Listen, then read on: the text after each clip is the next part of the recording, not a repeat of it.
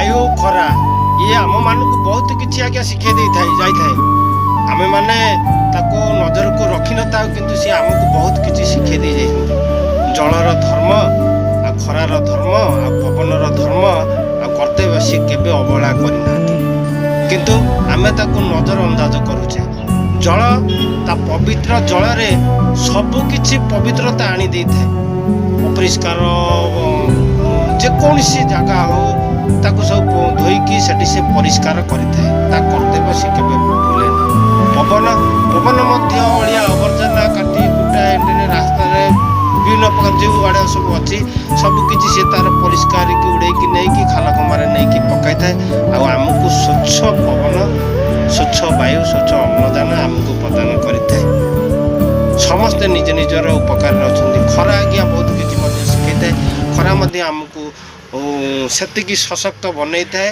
ଆଉ ସେତିକି ଆମ ଭିତରେ ଆମ ମନ ଦେହରେ ଯେଉଁ ରୋଗ ଭଲ ମନ୍ଦ ହେଉଛି ସେଥିରୁ ଆମକୁ ମଧ୍ୟ ମଜବୁତ କରିବା ପାଇଁ ସିଏ ପ୍ରେରଣା ଦେଇଥାଏ। ଆଉ ଏଇଆ ଜଣାଇଥାଏ, ଦେଖ ମୋ ଦ୍ୱାରା ଆପଣମାନଙ୍କର କୌଣସି କ୍ଷତି ନ ହେଉ, ସେଥିପାଇଁ ନିଜକୁ ସଶକ୍ତ ବନାଅ।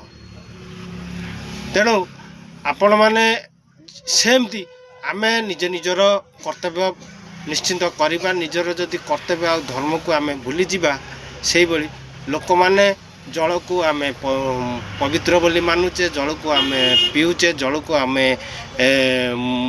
ଗାଧଉଛେ, ସବୁକିଛି ବ୍ୟବହାର କରୁଛେ। ପବନ ଶରୀର ମଧ୍ୟରେ ଯିବା ଆସିବା ଚାଲିଛି, ଆଉ ଖରା ମଧ୍ୟ ଆମର ନିହାତି ଦରକାର। ତେଣୁ ଖରା ନହେଲେ ଆମର ଫସଲ ଭଲ ମନ୍ଦ କୌଣସି କିଛି ଆଜ୍ଞା ସମସ୍ତେ ପରସ୍ପରକୁ ପରିପୂରକ ହେଇକି ଅଛନ୍ତି। ଆଜ୍ଞା ସେମିତି ଆମେ ଯଦି ଆମ ଗୁଣକୁ, ଆମ ଧର୍ମକୁ ଆମେ ଯଦି ନ ଚିହ୍ନିବା, ନ ଜାଣିବା, ଆଉ ସେଇ କର୍ତ୍ତବ୍ୟଟା ଆମେ ଯଦି ନ କରିବା, ଆମକୁ ଆଜ୍ଞା କେହି ପଚାରିବେନି। ଜୟ ଜଗନ୍ନାଥ। କଥାଟି ଯଦି ଭଲ ଲାଗେ ତାହେଲେ ଆପଣମାନେ ଯଥାସମ୍ଭବ ସେୟାର କରନ୍ତୁ, ଆଉ ଭିଡ଼ିଓଟିକୁ ଲାଇକ୍ କମେଣ୍ଟ କରନ୍ତୁ। ଜୟ ଜଗନ୍ନାଥ।